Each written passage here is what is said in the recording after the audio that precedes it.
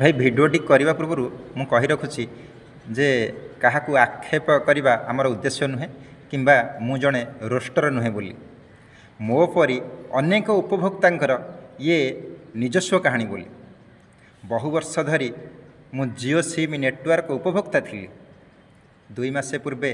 निजस्व सरकारी उद्योग होइथिबारु बीएसएनएल को आपणैबा मनोनिवेश कले जियो रु पोर्टिंग करी बीएसएनएल प्रवेश कली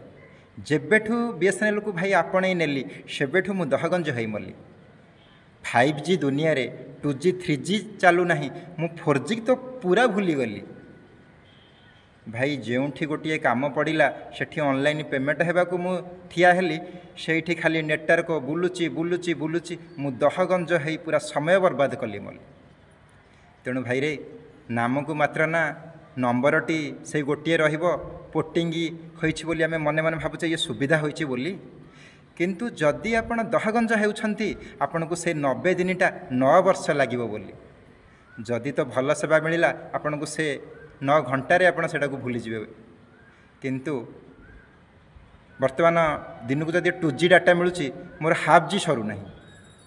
तेणु से न्यूज़ देखिए कौन से कौन सी काम करेंगे कौन आपड़ खाली डाटा घुरुची घुरुची जो कहते सस्ता सुंदर मजबूत ये शब्दटा ये बीएसएनएल सिम पे प्रযোज्य नुह एठी हैला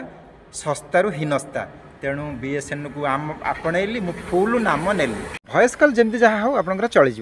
किंतु डाटा यूज पे आपणकर फोन टी आपंकर दिन में 5 ରୁ 6 थर आप aeroplane mode restart switch off करुँच तथापि आपणकर डाटा आसब ना जदि बा आप कंप्लेन लॉन्च करुँच आपन को से कहे आपनकर कंप्लेन रजिस्ट्रेशन नंबर या डॉकेट नंबर या किंतु भाई इम्प्रूवमेंट किसी हेब ना यथा पूर्वम तथा परम किंतु आपन देखिले जदि आपन गोटे अलग नेटवर्क रु से जियो हो कि एयरटेल हो आप पोर्टिंग करके अदर नेटवर्क को जाऊँगी आपन केते थर कोरी आसुछि कि नहीं आपन कहीं जाऊँगी आपनकर प्रॉब्लम कौन सार कहते आम सर्ट आउट करूँ किंतु नाई रे भाई सरकारी कल केवल दरमातिक सुरक्षित आउ सबू सेवा विपर्यस्त